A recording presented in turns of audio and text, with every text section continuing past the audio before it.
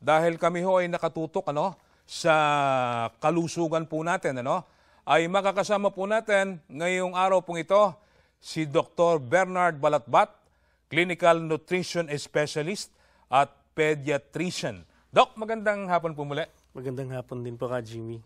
Magandang hapon po. Magandang hapon, Kalero. Doc, balikan ko lang po yung text sa ating kahapon, ng isang taga-Imus, Cavite. Ang sabi niya, yung isang gumamit ng Raking Herbal, ang kanyang sugar ay 500. Nang makaubos ng isang bote, nagpa-check up, naging 250 yung kanyang sugar. Yung isa namang gumamit pa ng King Herbal, nakahiga na lang, ang sabi ng doktor, lusaw na yung kanyang kidney at dapat putulin na yung paa. Hindi nagpaputol, uminom ng King Herbal, ngayon nakakapunta na ng bukid. Yung dalawang taga-Bae, Laguna, si Roger at Andy David, ay uminom isang bote pa lang, take note Doc, isang bote pa lang ang nainom, nakaramdam na ng ginhawa sa kanilang katawan nang uminom ng King Herbal. Bakit ganito Doc kabilis yung epekto? Bakit ganun, bakit umigigad sa isang bote yung kanilang pakiramdam? Pwede natin sabihin yan sa yung tulad ng sinasabi kong doktrina ng kalusugan na ang katawan kasi natin, once na ibibigay mo lang kung ano yung kailangan niya, madali niyang mapapagaling or maibabalik sa normal yung proseso. So, tulad yan, yung sinabi nyo, Ka Jimmy, bubuti, agad. Tulad na sinabi nyo, Ka Jimmy, yung taong puputulan na. Hindi ko lang alam yung sa kidneys po, kasi ibang problema yon. Pero naniniwala ako na after one bottle lang, gaganda na. Kasi ang involved po dito yung circulation ng katawan. Okay. Alam naman po natin na sa diabetes, ang problema natin dito, parang arnibal yung dugo natin. So, yung bagal ng daloy ng dugo doon sa lahat ng katawan sa kabuuan bumabagal, hindi niya na ibibigay kung ano yung kailangan ng katawan. So dahil hindi niya na ibibigay yung oxygen, yung nutrients, yung dugo, hindi kumakain yung natin, yung bawat cells natin. Doon nagkakaroon ng damage. Ako po lang mayroong lilinawin kasi sabi ni Jimmy Boy, ang taas daw ng kanyang sugar ay 500. Opo. Bakit naman yung sa akin 7.3? Baka iba yung iba po yung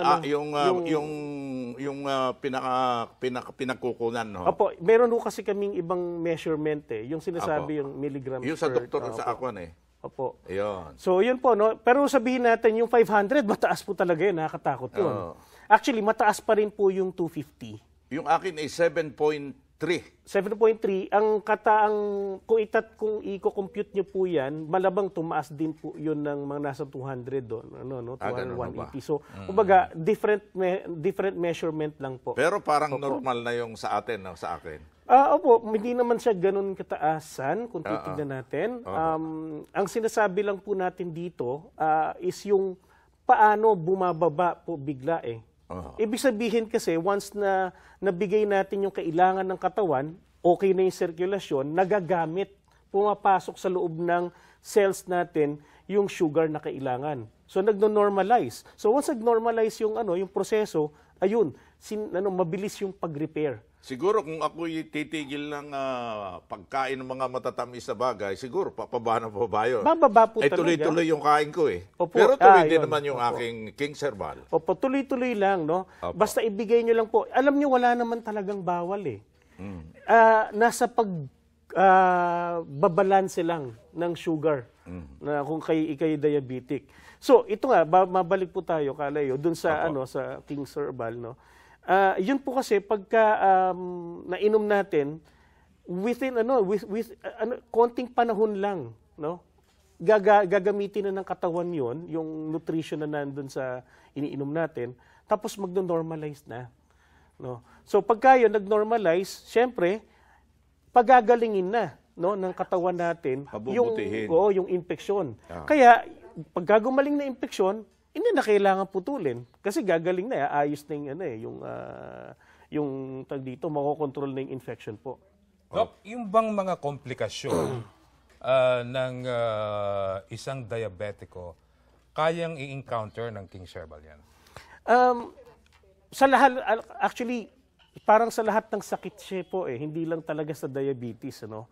Kasi nga po, pagka nagno-normalize na yung proseso natin, yung kada problema na sumasabi niya, kaya niya ng labanan Infection, katulad na pinag-usapan natin kanina, yung infection po. Pagka lumakas yung immune system natin, Yun. no? Kaya niyang labanan, no? For example, itong ano natin, yung nakikita natin na omega-3 fatty acid diyan sa King's Herbal, no? Ito po yung nagpapalakas ng immune system, binabalanse niya yung pro and anti-inflammatory. So, dahil balanse na yan, kahit may pumasok na infection sa kanya dahil malakas ang immune system, hindi na magkakaroon ng panahon para makaapekto ng masama. Yun po ang value ng proper nutrition, which is nauuha rin natin sa King's Herbal. Minsan, Doc, napanood ko ang Kare Herrera at matapang niyang sinabi sa telebisyon na handa niyang itaya ang kanyang pagiging herbalist. Lahat ng asunto tatanggapin niya kapag yung mga mapuputulan na ng paa dahil malala na yung diabetes, kapag uminom ng King's Herbal, naputulan niyang paa, lahat ng asunto, yung pagiging kanyang herbalist, isasakripisyo niya yan. Sa medisina ba, sa inyong mga doktor, may mga ganyang paghamon din? Kasi sa amin, syempre, hindi kami basta-basta nagsasabi na gagaling or ganyan. Syempre, pinabalanse din namin.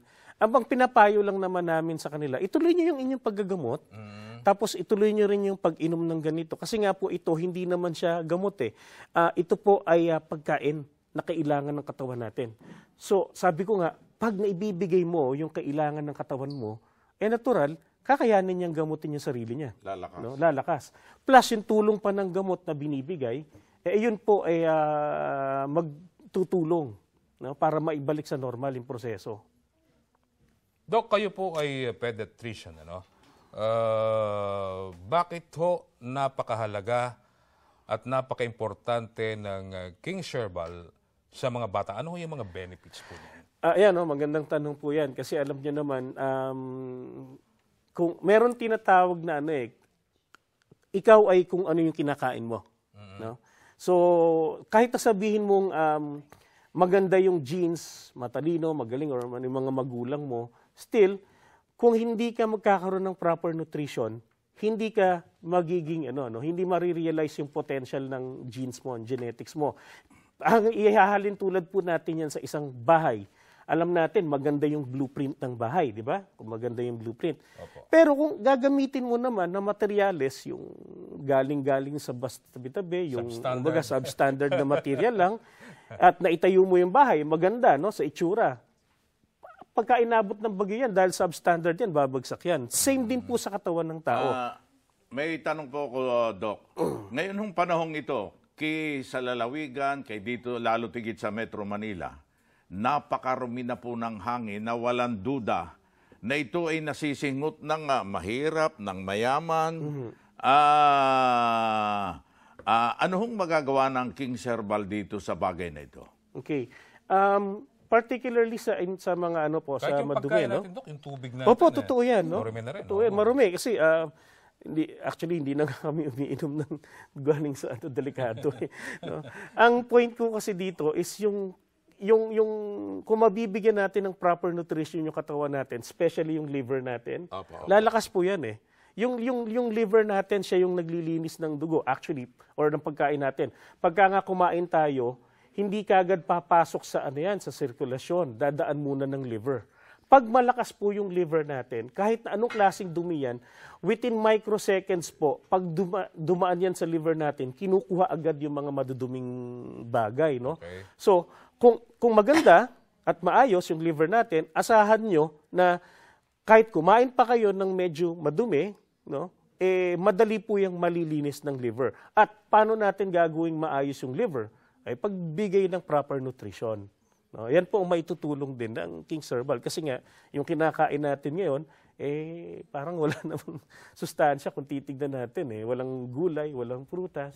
Yan po ang naibibigay ng Doc, King's ang Herbal. daming nadedengge ngayon. Opo. Sa mga batang nadidengge.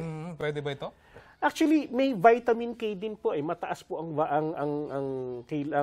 laman na vitamin K ng King's Herbal. No? At isa po ito na panlaban din sa dengue. Yun yung isa sa mga binibigay na na gamot.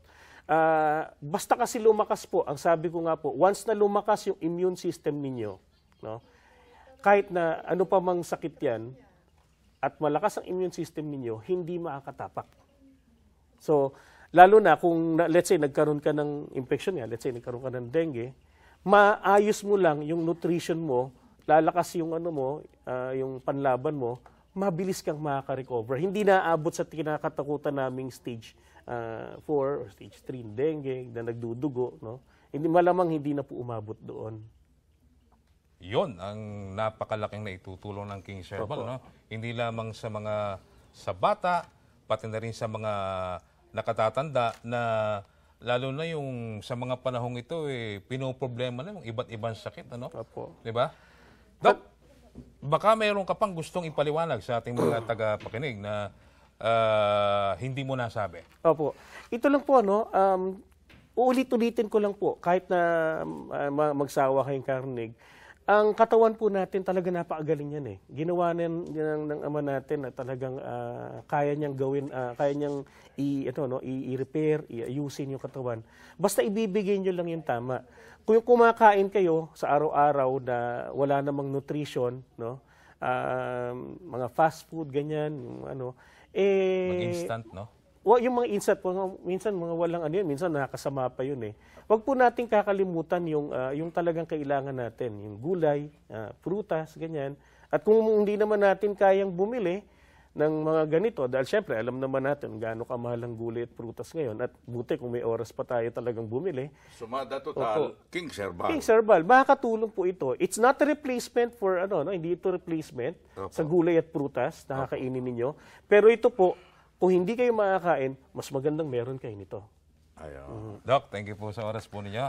Minabuti ko po sapagkat kung pupunta pa kayo sa main office, napakalayo. Kaya naglagay po kami yung pong cell number na nakalathala sa ilalim ng screen na ito.